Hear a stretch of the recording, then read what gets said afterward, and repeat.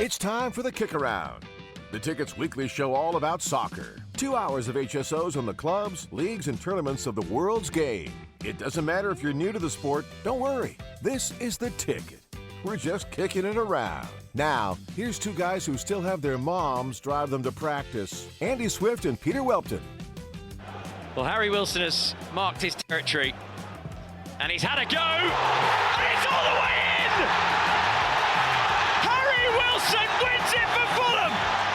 Way out, using the wind, and far too much on it for Verbruggen. And Fulham snatch it at the death.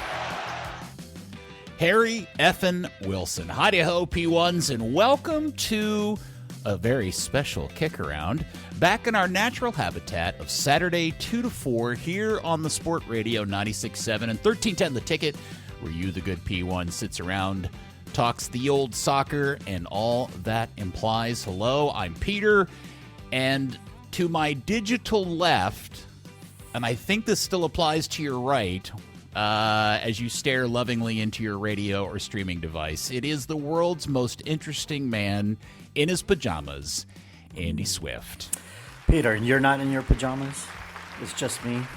I am in my PJs. Okay, that's what I thought. I'm in my Granimals. It's weird, huh? I have my Manchester United Granimals on, matching top and bottom. Does your pillow, your bed pillow, is it a Man United pillow, Man United logoed pillow? I plead the fifth. That's what I thought.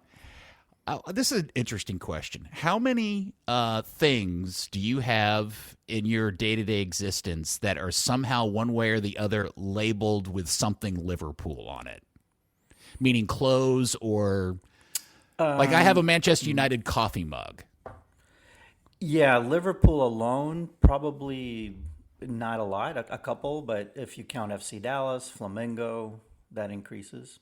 Okay. You know, yeah, I've got some multiple teams. I've got some burned stuff around the house too. Got now Red that Sox I think about it. Also. Of course you do. Yeah. You've got lots of Red Broncos. Sox stuff. Well, we are, like many on the radio station today, doing this remotely due to Mr. Winter Storm, and we will be doing our best. Lars will be joining us. He will be none impressed by our winter situation here as he is in Norway. And so we'll catch up with Lars and talk about the big, shocking day in the Premier League.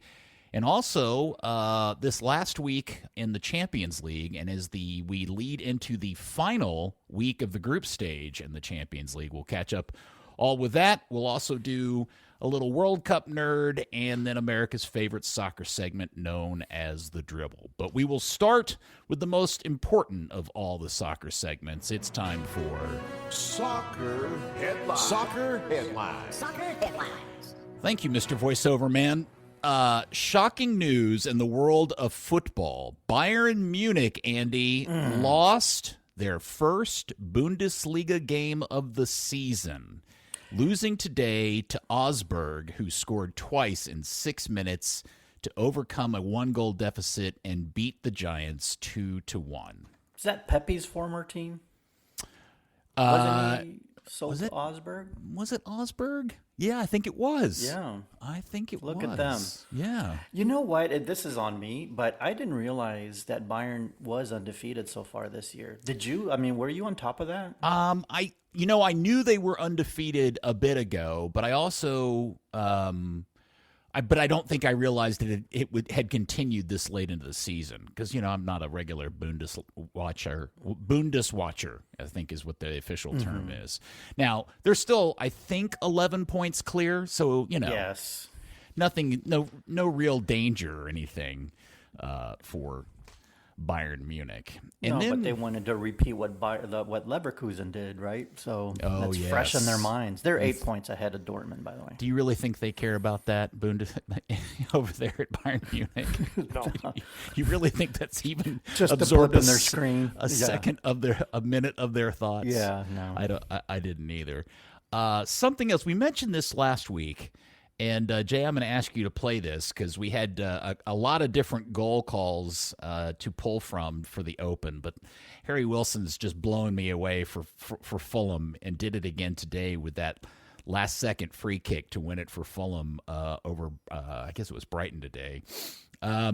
But we mentioned Wrexham last week, Andy's favorite other team that he doesn't talk about very much because his boyfriend, the guy on his hall pass from his wife, Right. it would be Ryan Reynolds. Wrexham got a stunning late win today over QPR. Let's listen to the winning goal. Boy, Rathbone now whips it into the box and it's attack, drops loose. Morden's there, can't quite get there. It's hacked away. Rathbone, constant this. We got 9 seconds left of the 4 other minutes. The ref should have another minute on. Rathbone, long range. Oh, yes! Oh, my word, what a goal by Rathbone. I love that, man. Ollie Rathbone, have my children. Please, take them. Wow. So that's the same game call guy from the TV show, isn't it? It has to be because it's their guy, right? Yeah, I would assume it's the same guy. Yeah. That was such a fantastic goal call. So the reason why this is significant is that Wrexham was down 2-1 when they went into added time, and then QPR had a player thrown out for a red, and with the man advantage, Mr. Windass, great classic English soccer player last name, scores in the 93rd, and Rathbone hit a absolute dart from distance to win the game in the 94th. Hold on. Windass tied it, and Rathbone won it. Yep. Just making sure. Okay. You nailed it. Got it. Yep. Okay. Yeah. I just want everybody to note that Andy Swift is working blue today on the radio. So here's the most insane part. Wrexham, by the way, has not been doing themselves a ton of favors. They've been leaving all kinds of points on the table. I think they have more draws this season than anybody else in the championship. 11. Yeah, and what that means is that despite that, they've still kind of been hanging around in the table. But with this win, they are now in 6th, which is the last of the playoff or promotion playoff spots. So on 44 points, and that also means they're a mere 6 points. 6 points away. Oh no, I take that back. They're a little further back from the automatic spots. They're 11 points, 11 out of that. But man, they're looking good for a promotion spot. And could you imagine what a season of welcome to Wrexham would be like? It would be unreal if they qualified and got promoted to the Premiership with 4 straight promotions from the National League all the way up. But just imagine the fandom, like if they make it to the Premier League, the fandom in the U.S. for that team and what it would do. I think it would be another seminal moment for not just NBC, but for the EPL fandom in the U.S. If Wrexham goes up, and I mean, I think it would create new fans. I really do. Oh, it would 100%. My parents would start watching games probably if they could get up on a Saturday morning and watch Wrexham on NBC or Peacock or whatever, because they love the TV show. Yeah, and have you kept up with the stadium situation? Like, where is that? So, what's the latest there? They are still constructing the end at the when you watch it on TV, it's the stands to the right side. It's called the Cop End, and so they're still reconstructing that. But the plans around that continue to grow because they're trying to obviously add more and more seats as this becomes more and more popular. Ticket revenue is going to become a bigger and bigger thing as we move forward through English football. So that continues to grow and become a real deal. And man, I'm telling you, their season started so poorly. And I was like, okay, well, that's fine. It's the championship. It's a big jump from League One to the championship. Nobody should really expect them to do this, but goodness gracious. I mean, it was already undone what they've done so far, but to get promoted 4 straight times and do it and get into the Premier League, how quickly would Rob and Ryan sell the team at that point? Majority. They'd keep a minority interest. Yeah. How many does the stadium seat? I'm looking ahead. I shouldn't do this because they have to do it, but I'm just. Yeah, I don't know. I mean, would it be less than what Bournemouth has? No, it's bigger than the Bournemouth stadium. Okay. I'm fairly certain. Okay. Yeah, okay. And I think with the plans they have for the Cop, I think it takes it to 28. Oh, okay. That's more than that. I'm kind of talking out of my butt. I don't know. So, probably. anyway, Wrexham beat QPR today and are in 6th place in the championship. So everybody put a pin in that as we head towards the final part of the season. The other big news in the sport this week was that what was going to happen to Trinity Rodman and her situation in the NWSL. Well, it got settled because her contract was up. She was getting a lot of attention from clubs overseas who were willing to pay her a lot more money than the Washington Spirit, by league rules, was allowed to pay her. And so there was like an initial contract they put together that would have paid her a little over $1 million a year, and the league scrapped it. Well, after that, the league put together a new, the NWSL version of the designated player rule that drives us all nuts from MLS. The Beckham rule. Yeah. Well, now it's called the Rodman rule. And what do they call it? There's a specific high impact player rule, the HIP rule. And they use this rule, which there's a whole list of bullet points that define what if a player qualifies, which would allow a club to pay that player up to $1 million more than the salary cap, which is right at $3 million a year. Well, they worked it all out. Trinity has signed her deal with Washington. She will make in total $2 million a year for the next 3 years. And not only is she the highest paid player in the NWSL, she is now the highest paid female soccer player on earth. Wow, great. That's something. Can the league sustain this kind of salary? I don't know. There are a lot of people making a lot. I mean, this is not dissimilar to what's going on with the WNBA, which is the female players making a lot of noise about wanting to make more money. And we all know that that's a league that's been losing money hand over fist for quite some time. The NWSL, I assume, is yet to be a money-making venture. Yeah, no, it's like MLS 1.0 days still, remember, but they needed it. It was a double-edged sword. You needed to sign her, right? You needed to keep her here. It was important to the league for the branding of the league and marketing. It just seems like it's a lot of money, but it sometimes you just have to spend to make money in the future. Yeah, and it was probably something they needed to do. It's a weird situation because the league is still relatively young, but they've been losing some big-name American players to specifically the NWSL, which is England's top flight in the women's league. Alyssa Thompson has gone over to play at Chelsea, along with Naomi Girma, who had already gone over there. Sam Coffey, I had forgotten this. She's leaving Portland to go play at Manchester City, they had confirmed last week. So they've really struggled here in the United States to keep some of the biggest name American players here stateside for a league that I think most people who really are into women's soccer will say from top to bottom, the women's league in the United States is better than the leagues over in Europe, with the exception of the top teams from each of the domestic leagues, like in Spain or England. You take Man City and Barcelona and a team from Germany or France and bring them over here, they'd be equitable. But from the table from top to bottom is considerably more competitive here in the United States. But a lot of players just want to have the romance and the opportunity to go play for those big historic clubs over in Europe, and you really can't blame them.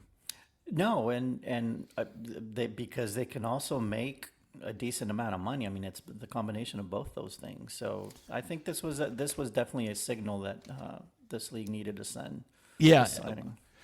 And at $2 million a year, being the highest paid female player on earth, when you compare that to so many different men's sports across all the, not just soccer, but all the sports, that's not a lot of money, really, when you think about it. Yeah, right. Exactly. So Trinity Rodman staying over at Washington Spirit and making some money to do it. Congratulations to her. Okay, well, let's take our break. That's it for headlines. When we come back, we'll pipe in the good Lars Sivertsen from somewhere in glorious Norway, and we will talk about Andy's bad day. And this is it for me for the show today, right? So it was good being on the show today. Thanks, Peter, for having me on. I got weather issues to deal with over here. Can you hear me? Okay, I will talk to you guys next week. Andy's electricity and or internet may mysteriously conk out while we're on break. We'll come back and talk about Liverpool's loss here next on the Kick Around.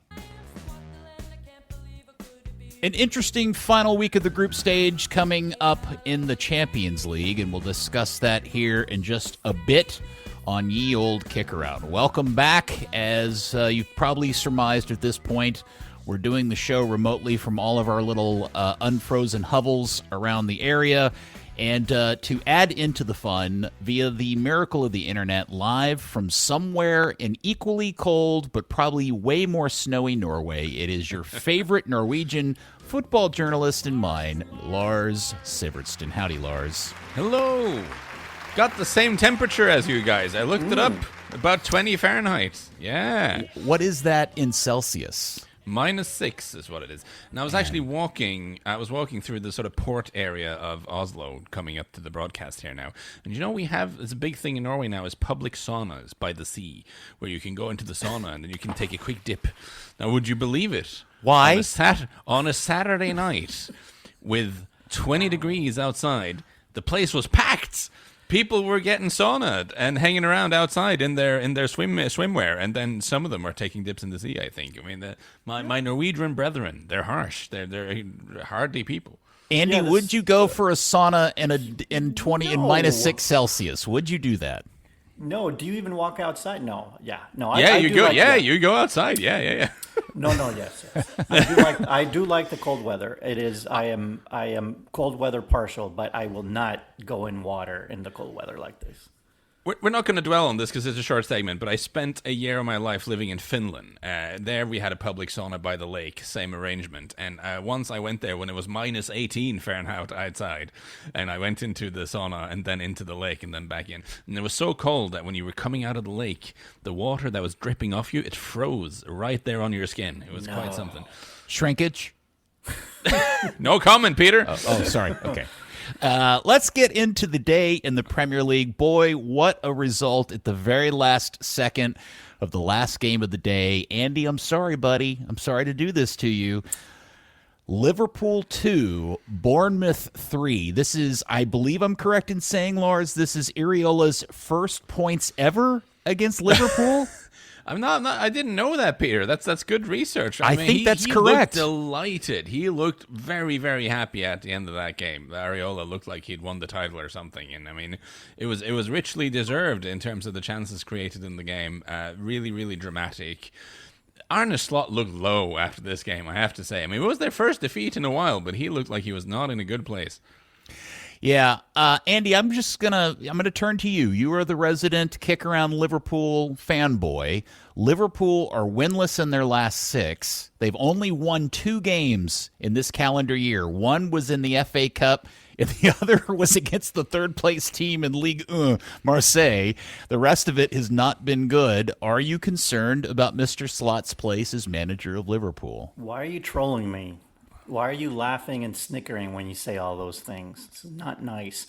By the way, the correct way to say say this score is Bournemouth 3, Liverpool 2, so that you show that Bournemouth was at home. And this was a road game for Liverpool, a very tough road game.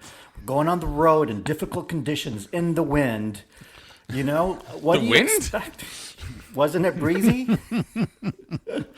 Yeah, it was. Man, they're just not good this year. What do you want me to say? We've talked about it ad nauseum, right? They are not the same team, clearly, obviously, that won the title last year, but they're just not very good, and they have a hard time scoring goals because they don't. Once they get to the final third, they have a hard time figuring out what to do with the ball. Their defending has been subpar. Van Dijk has, you saw him play today. He was, he's lethargic and just, I don't know. Yeah. Lars, would it be unfair to say that Mr. Van Dijk had no small part in all 3 Bournemouth goals? It wasn't a great one for Virgil van Dijk, and it's a difficult thing when you get players who have such an incredibly high status because of what they've achieved with the club, and rightly so. But, Father Time waits for no man, and he's had a couple of bad injuries as well in his career, and at the age of 34, he's not moving the same way he was, and he's getting his positioning wrong a little bit, and whereas he maybe had the speed to compensate for it a couple of years ago, he just doesn't have that anymore. It was a really bad one for Liverpool, this, and I just thought, if they would have not conceded that last-minute goal, if they'd gotten a draw, you could have said we're undefeated in 14. But, I mean, there are a lot of draws in there. There's some bad, there's some stinky. Yeah, Burnley at home is one I think about. They'd be like the crap Invincibles, basically, is what they would be. They was like doesn't lose, but doesn't win a lot either. I'm sorry, Peter, but you did ask about Slot. So I do feel this ownership group will give him a longer leash than I think others suspect they will. Just because of how they've operated in the past with all their sports teams. But Xabi Alonso, if it wasn't for the fact that he was waiting in the wings, just ready to, quote, slot in there, then maybe it does happen earlier than I think. It's like in a television show where there's like a will they, won't they dynamic going on. Sooner or later, it has to happen. I think that Xabi Alonso will be the manager of Liverpool at some point. That will happen.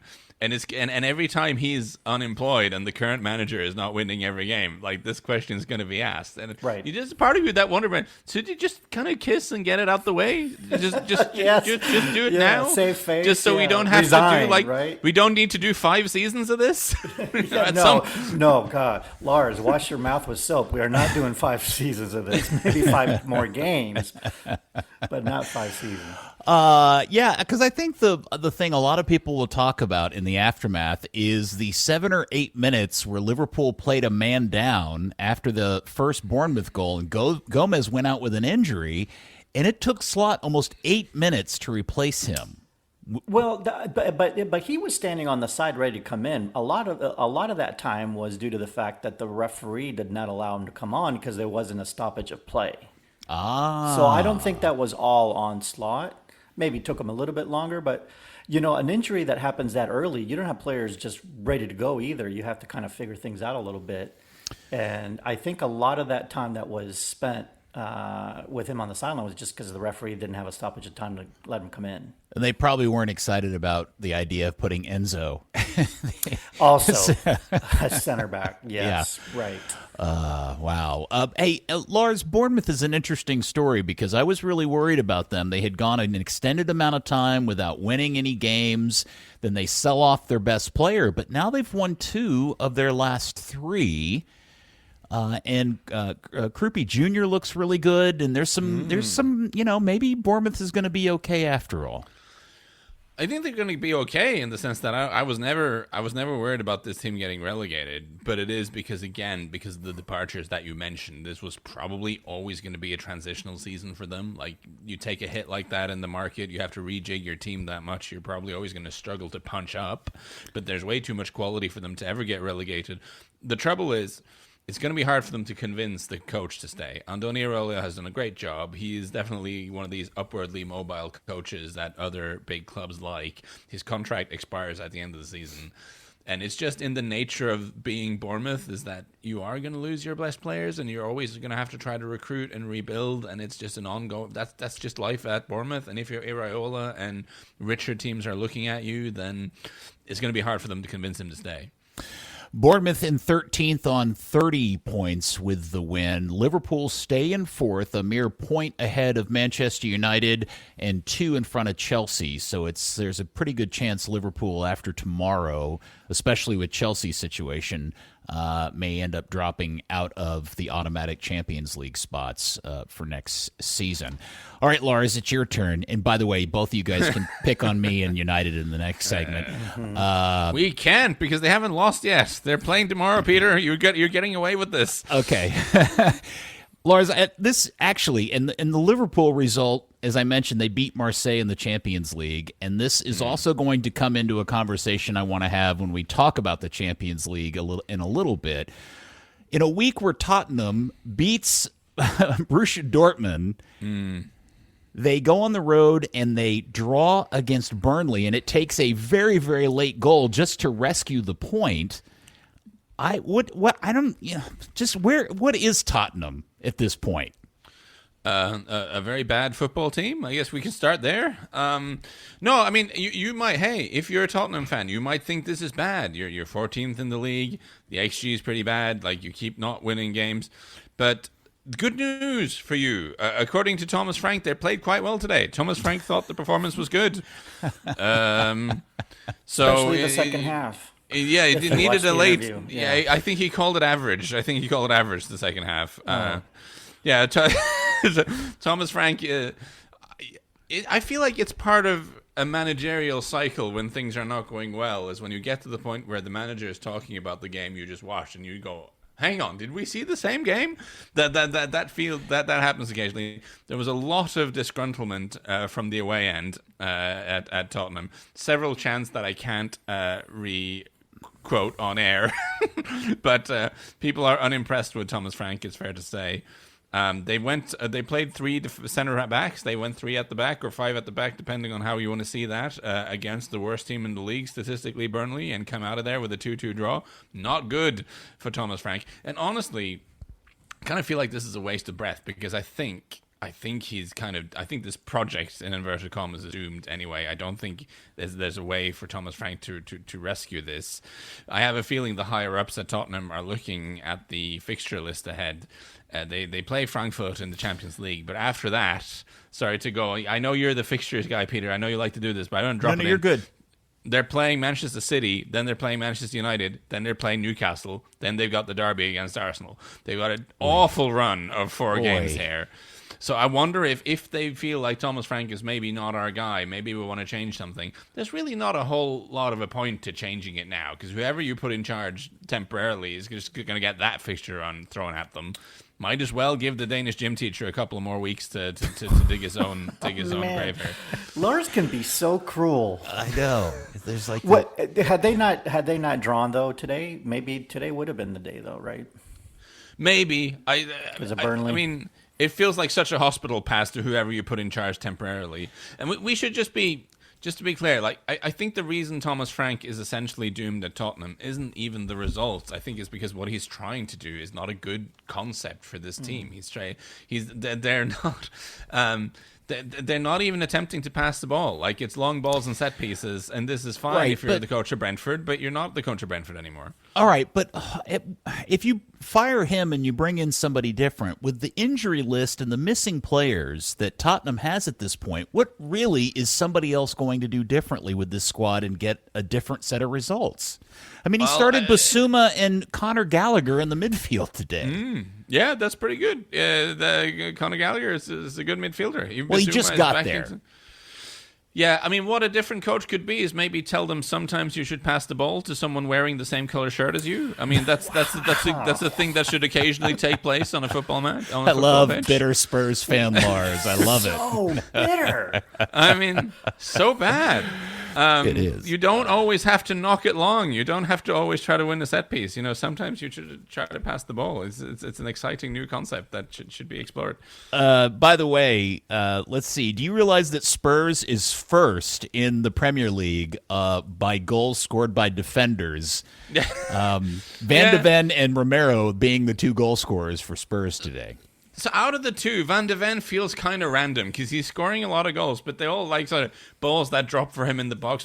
Romero is very good in the attacking box as an attacking weapon for a centre half. The way he attacks crosses and set pieces, the sort of aggression that he has to get on the end of things. I honestly think I'd be intrigued to see, like, I mean, nothing else is working. I'm kind of interested in trying Romero as a striker at some point because he's such a monster in those sort of areas. Like, he is absolutely terrible to deal with when he gets up into those areas. I'd like to see it. God, that would be would you try to defend Romero in the box as a striker? Goodness, that would be brutal. Tottenham in 14th with the result. Burnley still in 19th. By the way, Dubravka stole this game in many ways from Spurs. He had at least 3 absolutely bonker saves in the course of the game. But Burnley now are winless in their last 14 games, which is the first time that has happened to Burnley since 1970. Okay. All right, nobody cares. Really. Nope, nobody cares. And the other games today, City got a very dull 2-0 win over Wolves. Boy, this game was not very good. Gahey got his start for the first time. He looked very natural with City. Wolves are still in very last place, 14 points out of safety. And by the way, this game featured Erling Haaland and Phil Foden sitting on the bench the entire time. A good call. They won easily. Yeah. I completely agree. I was shocked that Erling Haaland started against Bodø/Glimt this week in Norway in the Champions League, because I thought with Bodø/Glimt in the Champions League and then Wolves at the weekend, it was a perfect time to tell Erling Haaland, you look tired. You need a break. He doesn't like being rested. He hates it. He wants to play football, but really the guy's been playing too much, and he needed to rest a little bit today. We'll talk a lot more about Manchester City and the Bodø/Glimt result here a little bit later in the show. And to finish up today's results, Fulham got a very sweet 2-1 win over Brighton. We played the goal to open it. Harry Wilson has scored again, 7 goals in 13. And by the way, this means he now has 11 direct involvements in goals, 7 goals, 4 assists, which puts him behind Erling Haaland since November of this year in the Premier League. Pretty good stuff from Harry Wilson, who, by the way, at the end of the season is out of contract. Nice. No, nobody cares about that either. No, I do care. Listen, I love that. This sort of mid-career, player who's always been a little gifted but a little flawed suddenly goes crazy. That's fun. We love that. A little gifted but a little flawed. Man, see, those are such great descriptions, man. Such the word chef. By the way, just question for both you guys. Brighton has 1 win in their last 10. Is Mr.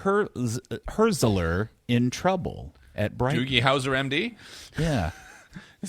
I think I'm the only person who calls him that. The absurdly young-looking head coach of Brighton. I think it's a little underwhelming, isn't it? I have a feeling it's not one of those no one is saying you need to sack him right now, but I do think if the season ends and Brighton is in 12th, he's going to have to really bring something to the postseason conversation with the owner to stay in situ. The PowerPoint has to be really good in that meeting. Andy, prediction or feeling about that? I think he's fine for now. Okay. Honestly, because they haven't been playing that terribly. Brighton in 12th, and Fulham have rocketed all the way up to 7th place in the Premier League, and they have Manchester United up next week. Okay. We will take a break here at this point. When we come back, we'll preview all of tomorrow's games, including the big one, Arsenal, Man U, next year on the Kick-Around. With all the ridiculousness and controversy at the AFCON final between Morocco and Senegal, the question came up, has anything so weird happened during the World Cup? And so Andy will answer that question during World Cup Nerd here a little bit later on during the show. Welcome back to the Kick-Around. I'm Peter. Andy's at his house. I'm at mine. And all the way over there in Norway, in his muckluck, it is Lars. Hey, Lars. By the sea. Yeah, by the sea. Real quick question. So, very commonly, Andy and I will giggle when somebody gets upset about it being 90 degrees and talk about how hot it is. Is 20 degrees Fahrenheit / -6 Celsius cold to a Norwegian? No, this is kind of normal for this time of year in the East, for sure. I think you when you get down to the teens, under 15 Fahrenheit, then you'd start thinking, "Ooh, this is a bit much." Right. But anything over that is fine. And By the way, go ahead, Peter. I was going to ask it. Do you get sleet and freezing rain in Norway, or is it just snow? That's the thing. We don't really, when it gets this cold, we don't typically, you in the break, you were explaining to me this weather phenomenon that you guys are expecting, and that sounded weird to me. That's not something we're familiar with. It's typically, the reason, one of the reasons we don't hate it when it's this cold is that it's usually kind of clear. Like tonight is, it's 20 Fahrenheit, yeah, but there's not windy and it's a clear sky. It's actually kind of nice outside. Yeah, the snow means that it's above freezing generally. So that's why we get the sleet and freezing rain, which, by the way, is coming down hard here now. Oh, is it? At my house, yeah. And I was going to ask you how it is over at your house. Are you able to see outside from your studio? It's coming down a little bit. From Andy, your fancy home studio? It's been nice knowing you guys. I hope this being our final days here on Earth. The road is definitely looking untravelable right now. Yeah. There are different kinds of cold, right? Again, when I lived in Finland, we had like 5 Fahrenheit, but if it's dry and not windy, Yes, that is so much more comfortable than the sort of the sort of 40 Fahrenheit and wind and rain that you get in England all winter. Terrible, hate that. I'll never forget leaving my house and getting on a flight in December when it was 30 degrees here in Dallas and it was miserable. And I got off at the plane in Bozeman, Montana, to go visit some friends that lived there. Fancy. And it was 13 degrees, and it was nowhere near as uncomfortable, and it was actually quite delightful because it was just so much more dry and crisp. It was pretty great. Yeah, 100%, Peter. So even though I am by the sea, it was much more of that kind of weather. So it was quite nice for me. I hope you guys are okay in the storm. I'm not going to... Well, I wouldn't call it a storm. I would just call it more inconvenient than anything I'm going to call it a storm, Peter. All right. Thundersleep. Give it some agency. Hey, I wanted to ask you guys before we started previewing the games tomorrow. One of the things that I found interesting this week was that in the heels of last week's Wolves Newcastle 0-0 draw, donuts as I like to call it, there seemed to be this weird obsession in the media and in the fan base over the number, because that particular result meant that this season in the Premier League, there have already been more 0-0 or 0-0 games than in the entirety of the previous season or the season prior to that. And there seems to be a big concern that when you add that along with the fact that there now seems to be a prevalence of set-piece goals, that suddenly now the Premier League has gotten boring. And I'm wondering, Andy, do you feel there is a case to be made for that? Well, first of all, I wonder if it's just a one-off, small sample size, or it's just a crazy pattern this year that really has nothing to do with anything. But while the average number of goals is above average this season in the Premier League, the number of goals scored from open play is down. And that goes to what you said, right? That more goals have been scored from set pieces. So maybe there is something to that. And I wonder, are teams just playing more defensively? Are they more pragmatic? Is it a result of teams can draw and not fear for relegation thanks to Wolves and Burnley being so bad? I don't know. I think, like you said, the goals are down. I mean, over the last 3 seasons now, like this season, we're averaging 2.76 goals per game. Last season, it was 2.93. And the one before, it was actually 3.28. So there's been a steady decline over the last 3 seasons of goals. And there just seems to be more teams that are coached by dudes who don't want to take risks and are a little bit... And the thing about all these set pieces is not... Like, set piece goals are not in themselves boring, but teams taking 15, 20 seconds every time they have a set piece is boring. And the amount of time we've spent just watching teams get ready to take a throw in, like that number has gone up by a lot. I don't have it here right now, but that number has increased sharply. We need a shot clock.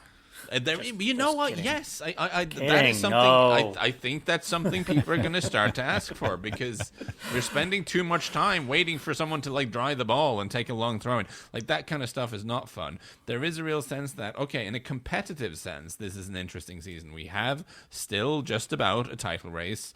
We may have a relegation battle now after West Ham won today. There is stuff to play for, but there are fewer teams that I think are appointment viewing just because of the way they play, and there is a lot of times being spent watching dudes dry the balls. They can throw it really far, and that's not fun. So according to Lars, the Premier League is not only more boring, there's too much ball drying taking place. I mean, yes. But having said that, I am grateful for the fact that it's competitively interesting, because you might remember, Peter, last year I completely checked out because it was just... You did. Do you remember this? This was Yes. the least interested I'd ever been, was last spring, because we knew really early who was going to win the league. We knew really early who was going down, and there just wasn't a lot going on. So I just, around about late February, March, I was just kind of mentally out of there. That's not happening this year, because at least we have a race and we have a number of stuff that's going on. But I do think there are more teams now based on how they're playing. When I look ahead, when I look at the docket for the weekend, I feel like there are fewer games that I look at and go like, ooh, I want to see that. Because there's quite a few, like quite either diffunctional or defensive teams in the league at the moment. Or more parity. And I think that is one change that we've seen over the last few years in the league, is teams like Southampton and a host of teams. But even just Villa's rise, those are teams outside of the top six, the big six, that have been doing well, and they continue to do well.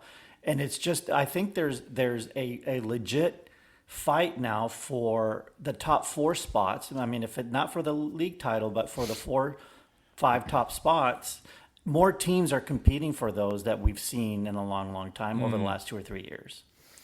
Yeah, we do have this. Lastly, it's still just 6 points separating Bournemouth in 13th and Liverpool in 4th. It's crazy, right? That's a little nutty for late January, I have to say. That is 6 points between 13th and 4th.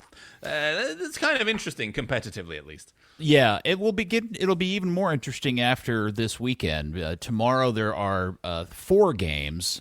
The big one, obviously, is Arsenal hosting Manchester United, who I'm very concerned about, guys, as the resident United fan, because after beating City last week with Michael Carrick and the new vibe and all of that, there's way too much confidence going into this game. There's too much confidence now. Too much confidence. Do you realize what were you going to say, Andy? That I have to correct. I said Southampton. I meant Sunderland. Sorry. Okay.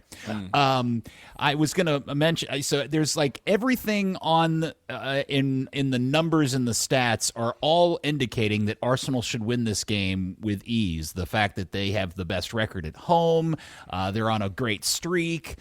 United. By the way, did you guys know this? That United have not won a Premier League game at the Emirates since 2017. Ooh. Wow. The last time they won at the Emirates in a league game, Jesse Lingard, some dude named Jesse Lingard, scored twice. Paul Pogba was playing for them. Oh, wow. In that game. That is a blast. And I think I've added this up correctly. Since the last time United have won a league game at the Emirates, United have had 9 different managers. Wow. That includes full-time and interim. I was going to ask Lingard and Pogba. That sounds like an Ole Gunnar Solskjaer joint, but it wasn't. It was someone else in charge. Was that Mourinho's days? I think so. It may have been. Yeah. So, anybody got any thoughts about Arsenal's chances against mighty Manchester United tomorrow? Are you for real? No, I think way you ask it, you're like already pulling the yeah. No, of course you like Arsenal at home against United. Yeah, I agree.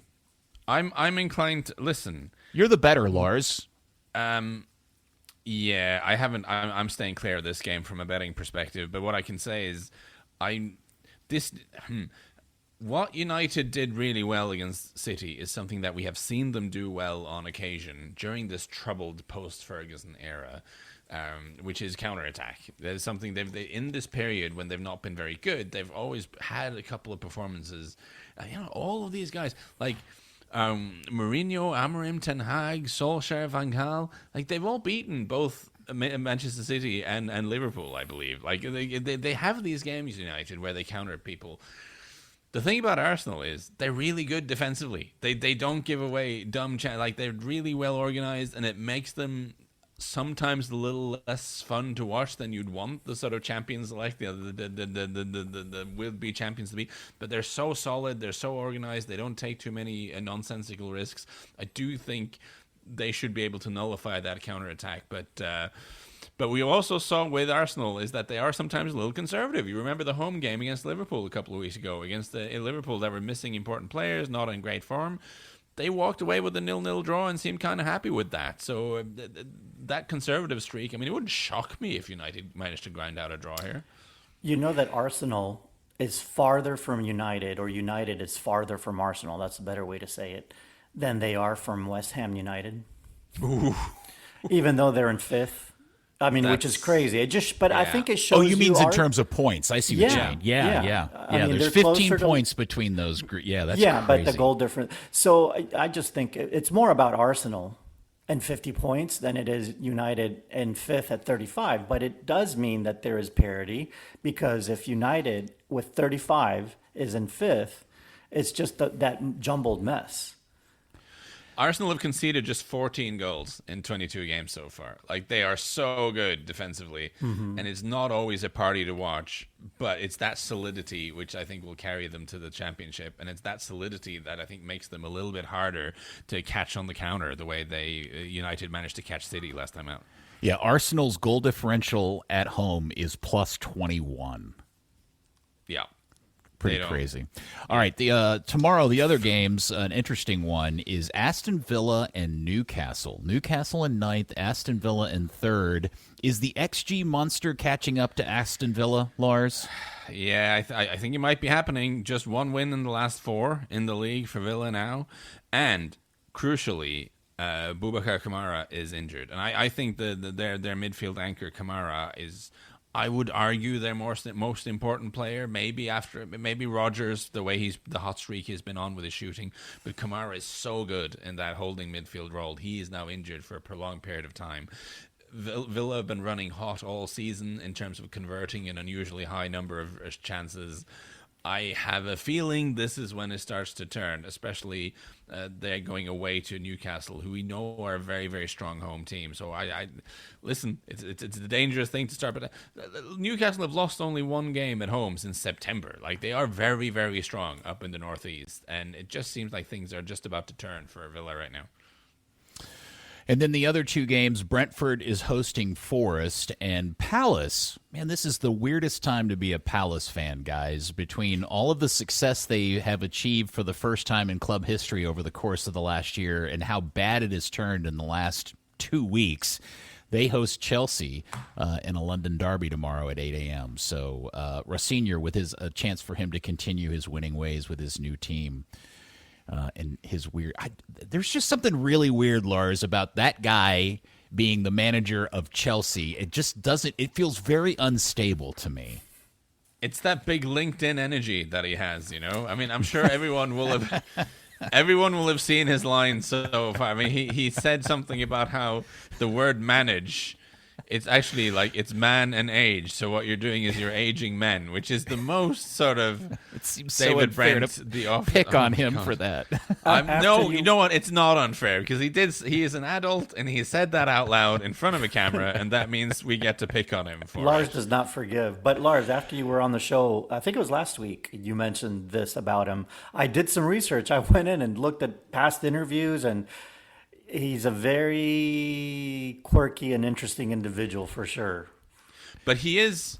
I want to like him because I think he's a thinking man. He's a guy who's got some stuff going on upstairs, but more so than coach? A lot of people in the... But that's the thing. And also, is he the right character to be the coach of Chelsea? This is the house that JT built. This is the home of Drogba and Jose Mourinho and all these kind of people. That's the culture of that club. This sort of young, thoughtful guy. I'm not... It's an interesting cultural thing. And I think that maybe this is an obvious point to make, but I think he needs to win a lot of games really quickly to get people on side, because I think a lot of people in the fan base and the sort of sphere around Chelsea are inherently a little bit skeptical of that dude. That game is at 8 o'clock. By the way, the Arsenal-Manchester United game's the 10:30 game tomorrow morning. Everton and Leeds face off on Monday at 2 p.m. to finish out the week in the Premier League. All right, there you go. Let's take another break. When we come back, we'll get into this past week and the upcoming week and the final week of the group stage of the Champions League. Lars will tell us all about that Bodo Glimt win over City next year on the KickAround. Before the end of the show, during the dribble, we will answer the question I get pretty much 3 or 4 times a week. Is the World Cup actually going to happen? We'll do that before the end of the show here on the KickAround. Welcome back. I'm Peter. Andy's here. We're all in our own places, including the good Lars Sivertsen in his igloo in Norway. Sorry, Lars. Yeah. That was really straight in the... I would love an igloo. They're very cozy. Norway? You know? Have you... A sauna and an igloo. Have you been in an igloo?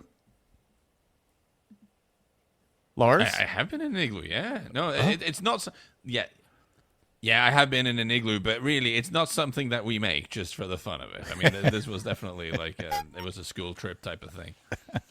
I shouldn't make fun of Norway or poke You know on what we don't stereotypes. have? You know what we don't... What? You know what we don't have in this hemisphere? Penguins. Just going to leave that there. That's from where I'm from. I love that. I got Lars. your Penguins covered, Lars. Lars. No Penguins. Lars with the shot. I dig it. Very good. Lars, I won't make fun or poke at Norway because it's a big week for your motherland as Bodo Glimt got one over the Giants in City in a kind of dramatic fashion and a real dominating result. Why don't you tell everybody about the Bodo and the Glimt? Yeah. No, the context for this, let's start with money. Like, I think that's a good place to start. Let's start with payroll. I mean, Manchester City's salary budget, their payroll is about somewhere in the region of $550 million a year. Their Champions League opponents, Bodø Glimt, their annual payroll is about $25 million. So this is the financial discrepancy at work here. This is 25 million versus 550. That's some real Moneyball stuff going on. So them coming to town is I love this about the Champions League. You can talk about how you hear people say we might as well have a European Super League because it's the same sort of 8-12 teams in the final rounds every year anyway. But I think the fact that national champions from smaller league have a genuine chance at qualifying, even if they don't most of the time, and that they do have a genuine chance of being matched up against these giants, I think that is worthwhile. I think it's important, and I think it matters. And I think Bodø Glimt are a great example of that. Bodø Glimt do not have some local billionaire funding them. They're a team from a town and North has about 50,000 inhabitants. It's in the far north. It's inside the Arctic Circle. And about sort of 8-10 years ago, they were in the second tier in Norway. They weren't even in the top division. They were almost bankrupt. This is a team that's made it to the top in their country through having good footballing ideas, through good recruitment, through good coaching, and that have made it into Europe where they've beaten Roma, they've beaten Porto, they've taken some good scalps. But now beating Manchester City, it's absolutely incredible. It's either the best or the second biggest result for a Norwegian club team ever. I mean, Rosenborg beat Milan away from home to qualify from the group stage back in '96. I mean, that's also up there, but certainly one of the greatest results in Norwegian club football ever. And the financial discrepancies are unbelievable, but I think it just kind of shows, if you support a team from a smaller country, it shows you that it is still possible in European football to have these moments. It is an amazing story. It's the northernmost team to ever compete in the Champions League, right, Lars, I believe? Mm-hmm. And just the fact, like when they say it's inside the Arctic Circle, Peter, it's inside the Arctic Circle. It's like crazy. We're going to go play a road game inside the Arctic Circle. That's wild. But so far north that in the winter the sun doesn't come up, like in the summer the sun doesn't go down. And I appreciate all that. It's quite extraordinary. And it's interesting to me that even now they've had some European adventures, they've started making some money by Norwegian context.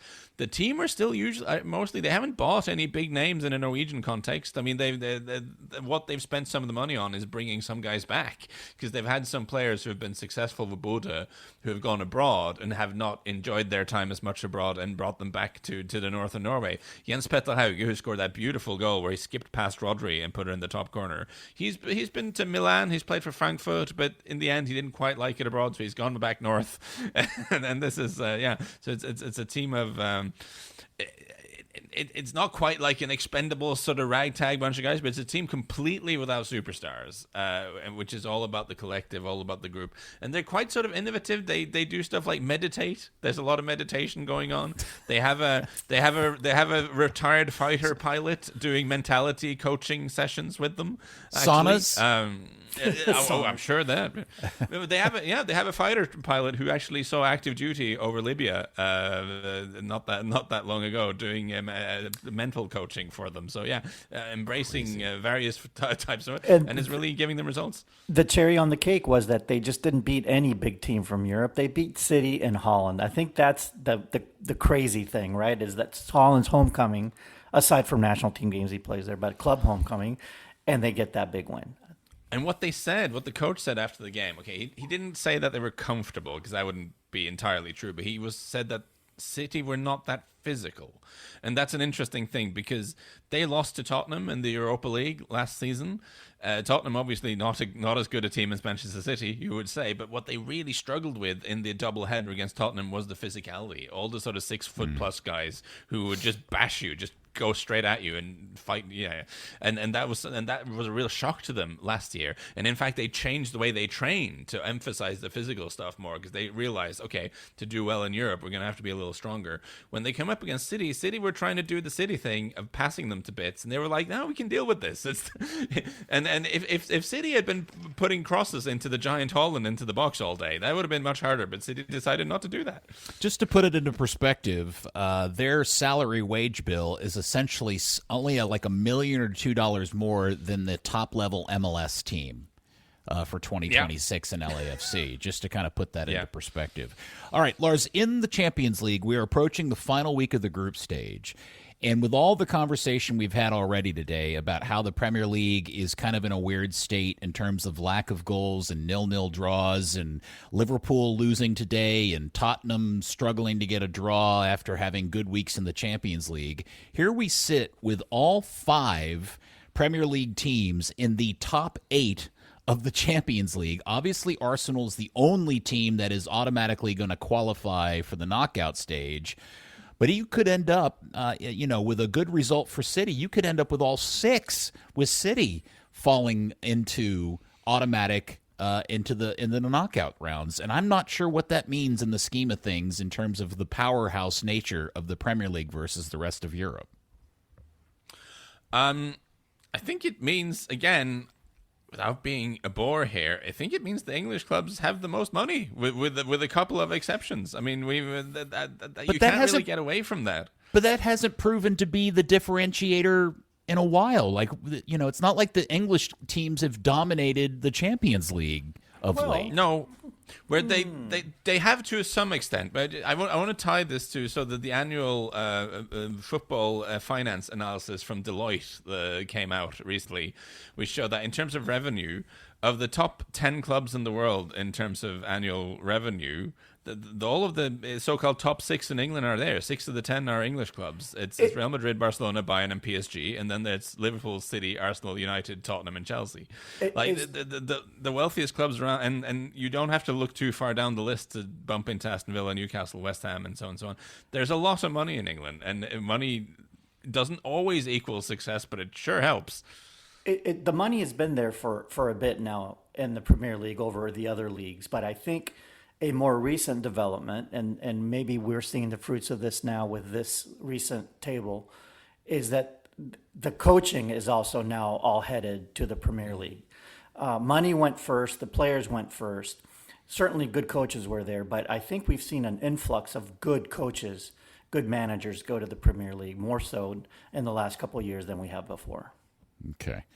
Well, with the results of the weekend... But do you have an opinion on why that is? Well, I mean, I think I do think it's a result of the... there's 2 things at play here. I agree the money is becoming the bigger and bigger differentiator, but what I think is when we talk about the kind of the boring results of this year in the Premier League is something that you mentioned, Andy, that we really didn't get into, which is parity, which is I think is something that's going to become more and more common in the Premier League because of the fact that even the 20th place club is got so much money to spend that when you put these clubs in these European competitions with all the money, the depth in their rosters, I think that's really starting to show itself in the in the continental tournament versus just the domestic league. And what it's going to mean is that the domestic league of the Premier League is going to become more competitive from top to bottom than I think it has been historically for those of us that have been watching it for many, many years.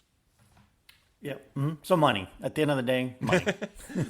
Yes. So we go into the final week of the Champions League, and with the fixtures and everything. Anything in particular, Laura? Any particular game that you're most looking forward to this coming week?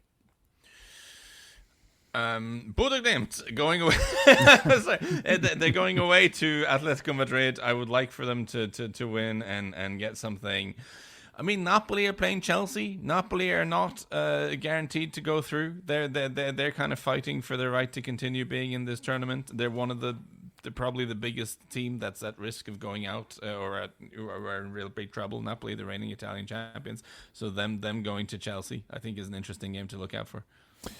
Tottenham has Frankfurt, Eintracht Frankfurt. Arsenal is playing Karat. Which country? Karabakh, the horsemen from, from Azerbaijan.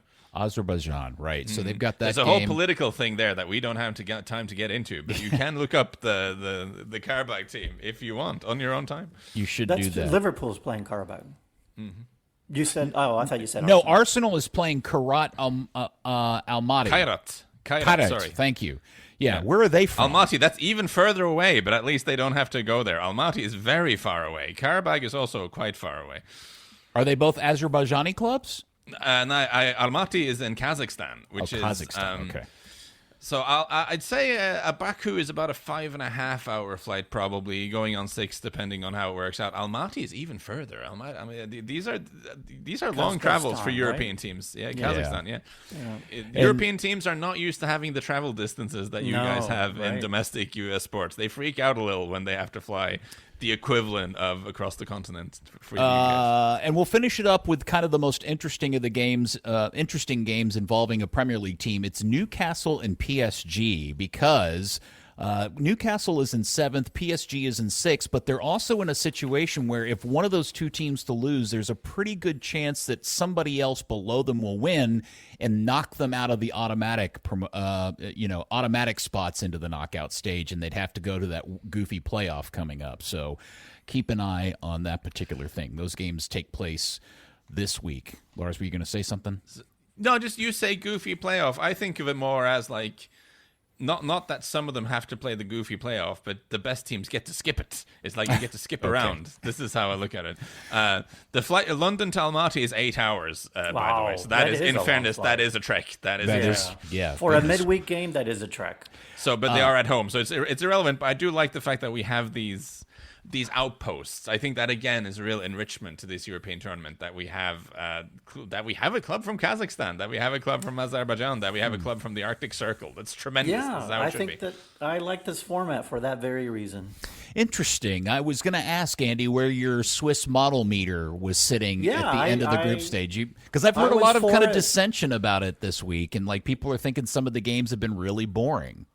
I like the opportunity that the smaller nations, smaller clubs get to compete against the big boys more than just, one or twice. Like the fact that they're just in the table is great because they wouldn't always make even the group stage in the past. Mm-hmm. But that they get to play several games like this, I think it's cool. Where's your and meter, you get matches like the City match in Norway where you get a surprise every once in a while, and I think that's great for the sport. Yeah, no, I mean, I have enjoyed the football. I have not felt it boring. I feel like almost every match day there is at least 1 or 2 games that's like interesting. The weakness of the new system is that it doesn't feel like there's any genuine peril for the big teams. You never really worry that any of the big teams are going to get knocked out if they have 1 bad result or 2 bad results. But it is, in terms of giving us fun games of soccer, I do feel like the format is delivering.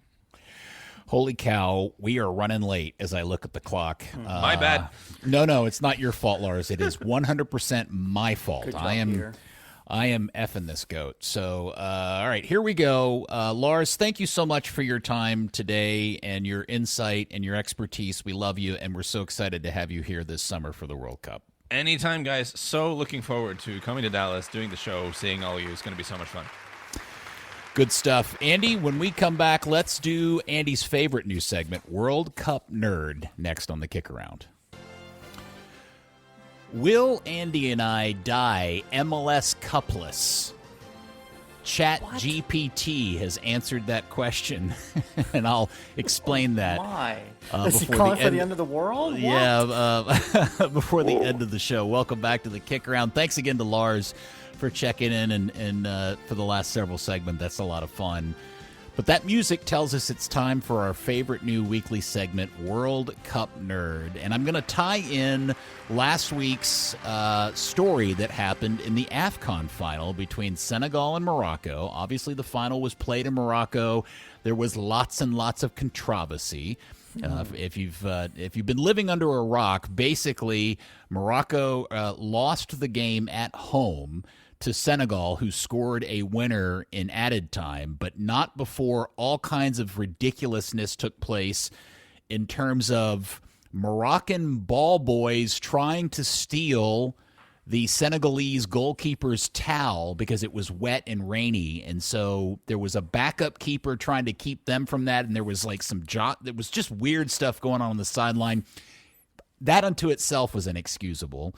But then Senegal had not one but two VAR decisions not go their way, so the Senegalese fans started to riot and come out of the stands, which led to the Senegalese manager pulling his team from the field. There ended up being like a 20-minute delay before Sadio Mane talked his team to come back on the field.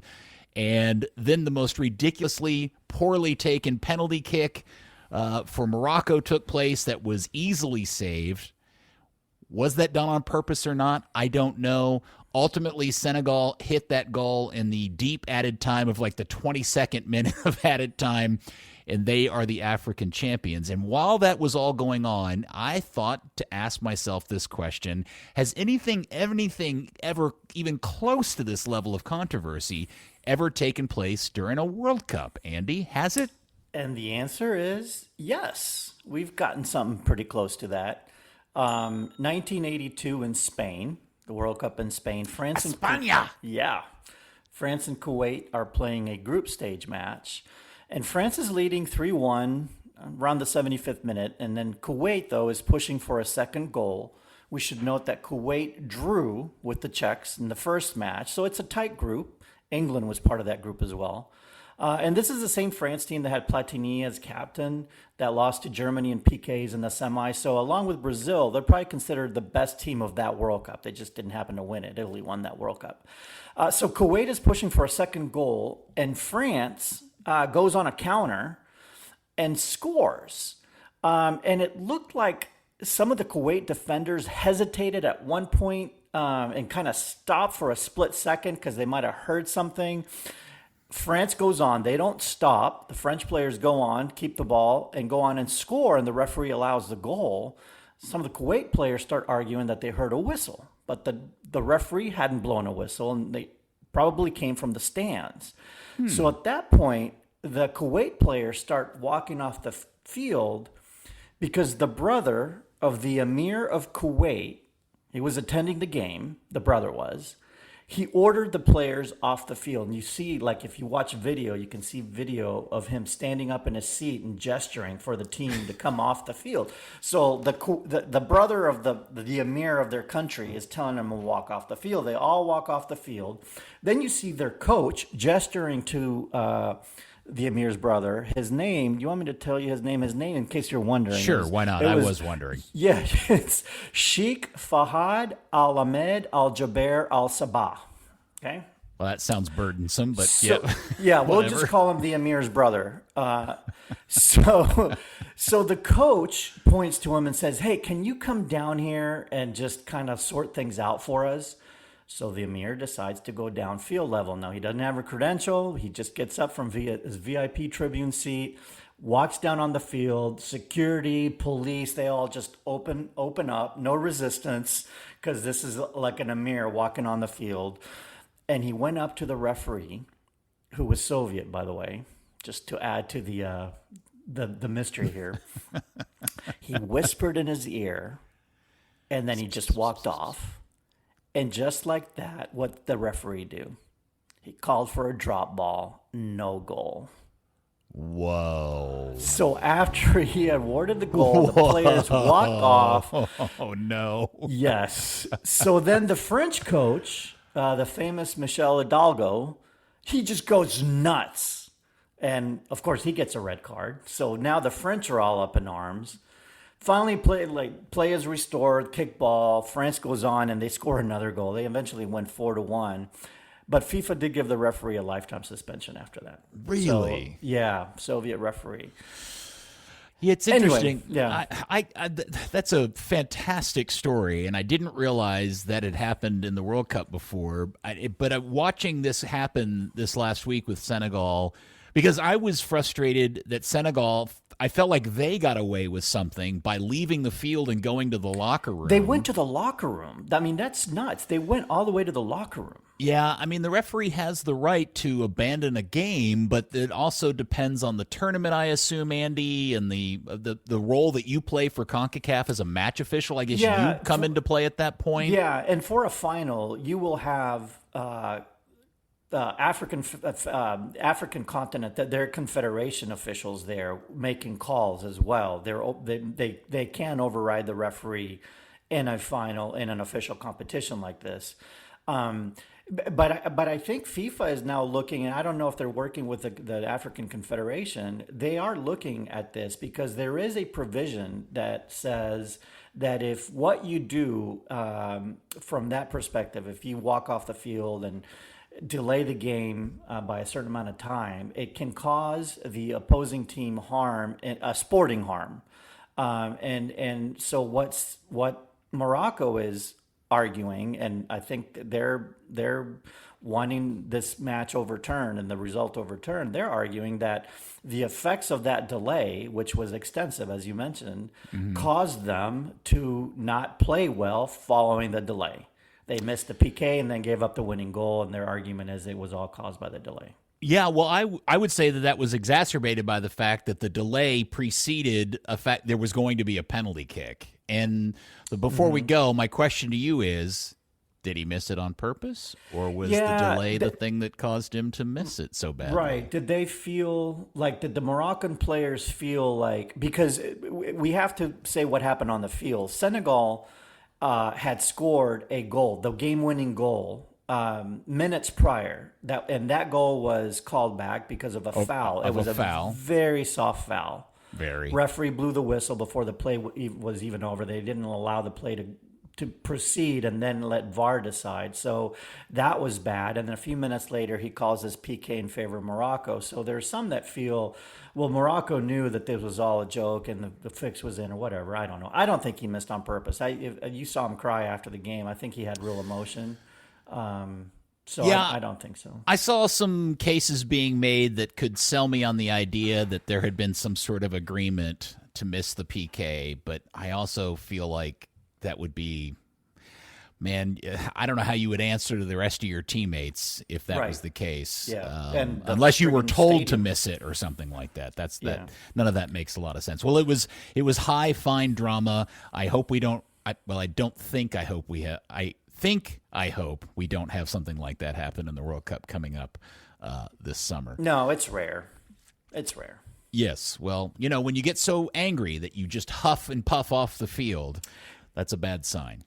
Yeah, there was one, too, in England in 1966, the World Cup in England, when Argentina threatened to walk off because they got red carded and they felt it was home cooking because the tournament was in England. They were playing in England. Yeah. And their tournament officials, FIFA officials, convinced them. They went down field level and convinced them not to walk off and stay in the game. And play resumed. Yeah, so that was an almost one. Hotheads, for sure. All right, there you go. World Cup nerd. We'll take our break, and when we come back, we'll do America's favorite segment, The Dribble, and answer the question, is the World Cup actually going to happen? Next year on the KickAround. So we opened the show asking the question, what was the difference between freezing rain and sleet? And the good Mary on the Twitter sent Michael Dixon and I a graphic that explains it in donuts, Andy. Freezing rain is like a glazed donut. It clings. Liquid rain freezes on contact. And sleet is like sprinkles. Oh. Frozen raindrops. They bounce on impact. Okay. So that is the difference between freezing rain and sleet. So thanks to Mary for educating us. And which one hurts more on the face? I think sleet then, right? Because it's already frozen. Yes, probably. So, yeah, when I was finishing the walk with our doggy, it was what was hitting my face was then sleet. Sleet. Yes. Sleet. It stung. It stung as it hit my face. Anytime you can educate somebody about anything science or factoid With by donuts. using donuts, Yeah. I think you've Props you've to hit you. you've won the world right there. All right, before we go, a couple of things that I want to get out of the way. First off, a little bit tied to the World Cup. Infantino had some comments this week about the prices of World Cup tickets and seemed to want to put a lot of the blame on the fact that people are buying tickets at face value. And because here in the United States and Canada, there are laws that allow you to resell them on third-party platforms or resale platforms. Well, that there is where the real price increases are coming from, not from the fact that they're already expensive to begin with. It's funny, Mr. Infantino. By the way, do you know that on the FIFA resale website, which, by the way, they did put up the most expensive ticket on the FIFA marketplace right now? Do you know the answer to this question, Andy? All right. Would you like to take a guess what the most expensive ticket price is currently on the FIFA resale market website? Well, it depends. It's not. These are not hospitality tickets, No, right? these are individual. regular? This Okay. is for one individual seat, and I don't know, but I assume it's for the final. Yeah, front center at the final, 12,500. 18,200. No, am I wrong? 150,000. You know what? Peyton is very close. $230,000. Oh, that's got to be hospitality. That's got to be like a club seat with You amenities. think? Yeah. Okay. Yeah. You would think so. Yeah. That's also the platform in which FIFA is taking 30%, 15% from both the seller and the buyer. It's pretty crazy. So a week after I was quoted in the paper saying, proceed buying tickets from third-party vendors with extreme caution or something like that, right? I think is what I said. Infantino comes out and says, yeah, you can go ahead and buy from third-party vendors. Well, he didn't say that. Oh, okay. I think he was just saying that that's what's driving all the prices Yeah. up. No, I know. Okay. Yeah. Now, the other thing that he said, he was convinced, he said that all 104 matches of this World Cup will, without question, be sold out. And he used this stat, which kind of blew me away. He says, quote, in almost 100 years of the World Cup and its history, FIFA has sold about 50 million tickets in total for all of the World Cups combined. Now, for this World Cup, in just 4 weeks while they're on sale, we have already had requests enough for 1,000 years of World Cups at once. Wow, that's amazing. Big stadium, lots of more games, big stadiums. And I do think there's a chance all games sell out because of dynamic pricing, because those games that are considered duds that aren't going to be as popular, we don't have any here in North Texas, but there are some around other venues. Those tickets will drop in price. Yeah. Because that's how dynamic pricing works. And, if you have a chance to go to a World Cup game for $25, you probably pounce on it. So I think eventually all games will sell out. We keep talking about that. I am curious at whatever game somebody would consider to be a dud, what the tickets end up going for that are reasonable, that aren't the ones that are in the seats that you just don't want to sit in. Nobody wants to sit in the uppermost corner at the Death Star, even for a World Cup game, unless, I guess you would do that just for... I'm asking you then, if the U.S. is playing there July 3rd and you have a chance to buy or be in the building for that game, World Cup game, your country, July 3rd, knockout round game, but you have to sit in one of those seats, you turn that down? Boy, that is a Sophie's choice. I probably do, Andy. I think I'd rather sit in a television and be able to watch the game. I just think being in the building of a World Cup game with your national team with the advancement on the line, you can watch games in front of your TV anytime you want. Yeah, I guess you could DVR it and go back and watch it again after the fact and say that you were actually at the game. I complain of the manager at movie theaters when the sound's not perfectly normal. Yes, you can do that, but sometimes you just have to experience things in a different way, Peter. Thank you. You're right, Mr. Send the steak back that's slightly overcooked. Yeah, touche. The other thing is I get this question asked to me. I assume you get it asked to you all the time too, Andy, which is is this World Cup going to happen? And this comes on the heels of the vice president of the German Federation bringing up the concept that other countries should at least have a discussion about boycotting the World Cup with all of the stuff going on between Trump and domestic issues and the international issues. You and I are very confident that this World Cup is going to happen, and all of the countries that are already in the tournament and will be in the tournament will participate, right? Yeah, I think the likelihood of a boycott is extremely low. We've heard this before. They talked about boycotting the Qatar. It's one of the two. Qatar. That's it. It's Qatar. Okay. I've been listening often to get it right, but there was talk of boycotting that competition, and it didn't happen. There was talk about South Africa and the fear of security issues and how Russia fans weren't going to go, and then Russia. It just seems, every World Cup these days we just get these narratives. And, there are issues, and I understand why, the conversation is taking place. But no, the World Cup is going to take place, and it's going to be a huge event. This World Cup is, I don't want to speak ahead of things, but it is going to be a massive, massive event. And they're saying the biggest sporting event in history. Yeah, I agree. I mean, obviously, as wacky as our culture and world has been in the last recent past, anything is possible, I assume. But I always feel like every World Cup in the last couple of decades has always arrived with a lot of questions and controversy and people wondering if it's going to happen or go off well, and it always ends up being a big deal, and I assume this will be no different. And ultimately, if any federation, any country's federation boycotts and doesn't send their national team, they're ultimately answering to FIFA. And so that is an issue for that federation, because then FIFA will threaten sanctions against that. So, the German national team probably doesn't want to be suspended for the next 2 World Cups, that kind of thing. And yeah. I assume that if anybody threatens with if the threat becomes real like that, FIFA then steps up and says, well, if you do, which is, by the way, they had to kind of throw some language out about that in the last cycle, the last World Cup, when some countries were threatening that. All right, so thank you for answering that. The World Cup shall happen, according to Andy Swift. I appreciate it. Great. Real quick, before we put go, it on me. Yeah, put it on you. Before we go, I noticed this because one of the 2 guys that owns Atletico Dallas retweeted this, and I'll get to his part in a second.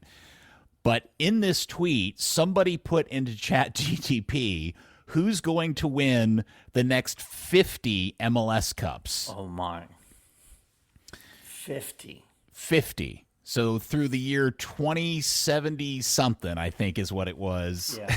Somebody did that for baseball. I remember seeing that. Okay, so then what does ChatGPT know about MLS? Tell us. You and I are going to die MLS Cupless. Oh, man. FC Dallas is not listed as a predicted winner of MLS Cup in the next 50 years. Ever. Yeah. They're just taking past history as... Here's the caveat of the value of this. They also did it for USL Championship. And in the year 2035, a team that has not signed a player, doesn't have a coach, hasn't played a game, and won't for 18 months, Atletico Dallas was predicted of winning the USL top division in the year 2035. So take that for what it may mean to you. Let me read you what ChatGPT predicted for the EPL table this year. Okay. They had Liverpool winning it again. Chelsea down 3rd. Newcastle in 6th. Brighton was going to be 8th. Crystal Palace 7th. How'd those predictions turn out? Yeah, enough. Hey, who said don't assume the computer knows what it's talking about when it comes to football? Right.